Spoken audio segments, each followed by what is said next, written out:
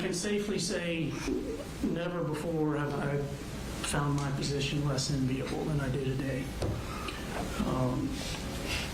As you all are aware, this is the first case of its kind in the state of Georgia. As far as I'm aware, it's the second case of its kind in the nation. And what we're really referencing is this new phenomenon of parents being charged in conjunction with crimes that their children are committing. It's a divisive case. It's a divisive type of case where a parent is charged in conjunction with the crimes that their children committed. And Mr. Gray committed crimes, but his crimes are tethered to the tragedy committed by his son. And that makes the situation a little unique. I'll point out the first 39 witnesses of Mr. Gray's trial did not mention Colin Gray. They did not testify about anything that Colin Gray did. It was the tragedy that he's tethered to from Colt. Now again, Mr. Gray committed crimes and he was convicted because of his failure to act and intervene. I want to talk for a second about just some principles in American justice. The highest level of criminal responsibility or culpability is for someone who willfully, knowingly, intentionally commits a crime. The lowest level of criminal culpability in our system is criminal negligence.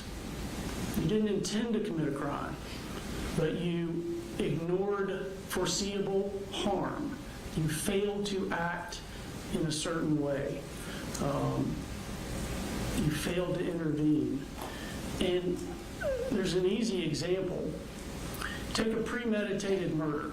Someone plans a murder.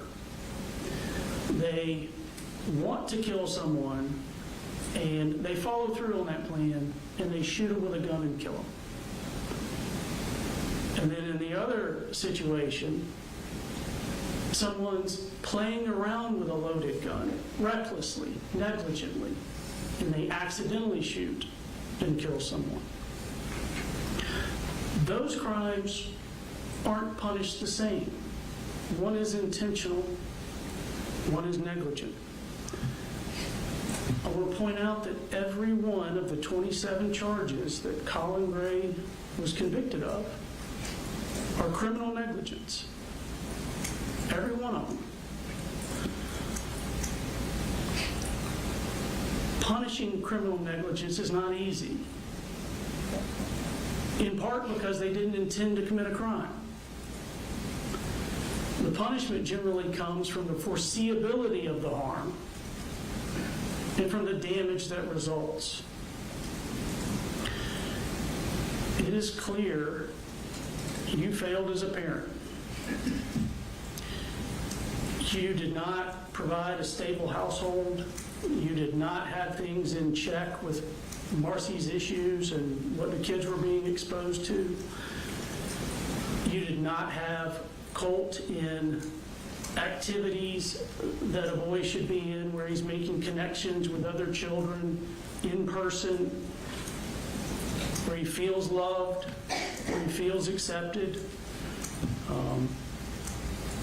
You didn't monitor what was going on with him in the computer. You didn't have him in school. He was in your care his entire 8th grade year, and he didn't go to school. And what did he do each of those days he should have been in school? He watched and rewatched the school shooting trial of Nicholas Primm. He fell deeper and deeper into this obsession when he should have been in school every day. And that was a failure on your part. You didn't get him mental health counseling when it was obvious he needed some.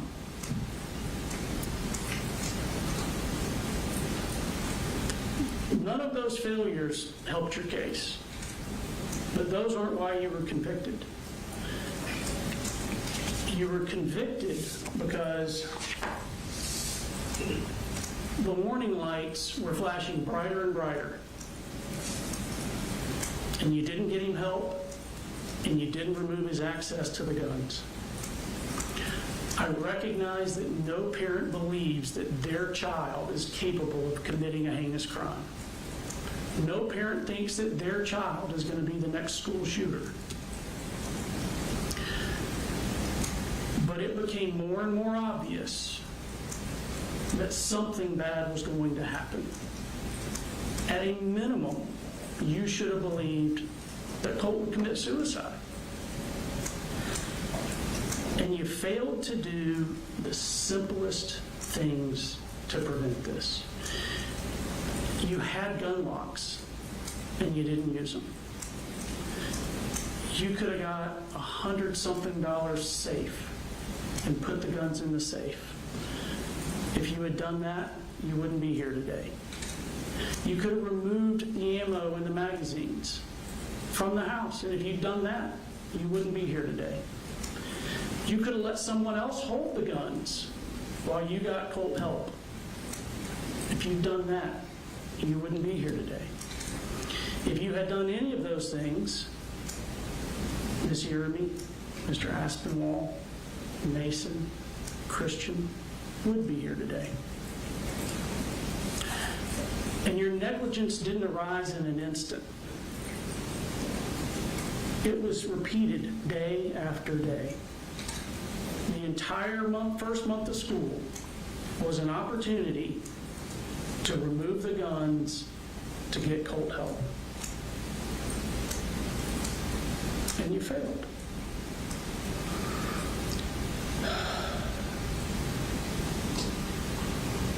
Again, sentencing for negligence is very difficult because there's not an intention to commit a crime. None of the crimes that you're convicted of require mandatory prison. And as I mentioned, the weight of your crimes is tethered and tied to the acts of someone else, your son. Two scenarios. You fail the same way in both. You fail to get Colt counseling. You fail to remove the guns from the house. In the one scenario, Colt changes his mind, doesn't go through with it. You're not charged with any crime at all. Your very same failures, Colt goes through with it as he did, commits the atrocity, and the state's asking for 80 years confinement for you. But your actions are identical in each of those scenarios.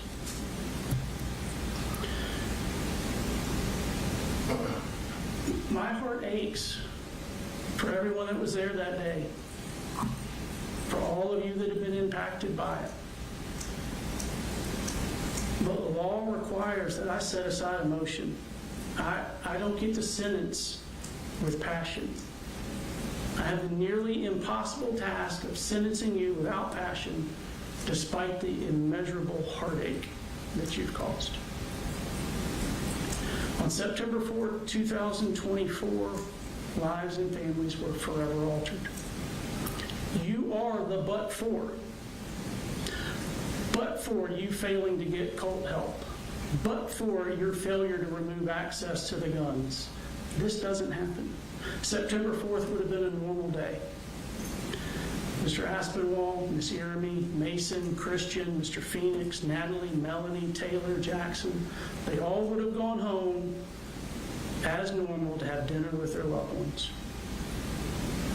It's the but for that the community has such outrage for you. But it matters that you didn't have actual knowledge that Colt was going to school to do that.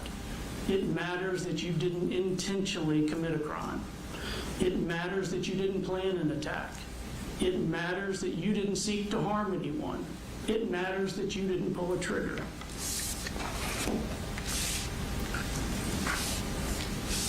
As I indicated, all of your crimes are a form of criminal negligence. None of them require mandatory prison.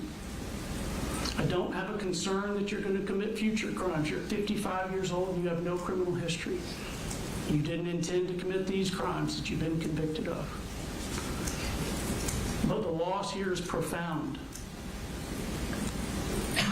But I still have to distinguish your acts from the malignant heart in the acts that Colt Gray committed upon the Apalachee School. For each of the murders in the second degree, I'm sentencing you to 15 years in confinement concurrent with one another. For each of the involuntary manslaughters, I'm sentencing you to 10 years confinement concurrent. For each non-merging cruelty to children, I'm sentencing you to 10 years in confinement concurrent. For each non-merging reckless conduct charge, I'm sentencing you to 12 months confinement concurrent. This is an aggregate sentence of 15 years in prison. I'm going to have the sentence filed presently. I want to advise you, I'm required to advise you that you have certain post-conviction appellate rights. You have the right to a court-appointed attorney if you need one, to file a direct appeal or a motion for new trial. Those have to be filed within 30 days of today's date. You have a right to file a petition for habeas corpus to challenge any violation of your constitutional rights or any legal errors. That has to be filed within 4 years of today's date. You have no right to a court-appointed attorney for a habeas corpus petition, as it's a civil proceeding. I'll ask defense counsel to file a placeholder motion for you. If you need court-appointed counsel, make sure you apply so that you can comply with those 30-day deadlines. If your motion for new trial is denied, you have a right to a court-appointed counsel and can file an appeal from that within 30 days of that denial.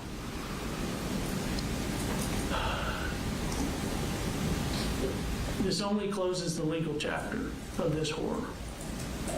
The pain, the heartache, they continue. I understand that. I hope all of you know that this community loves you, and I ask that God gives you peace. Thank you. We're adjourned.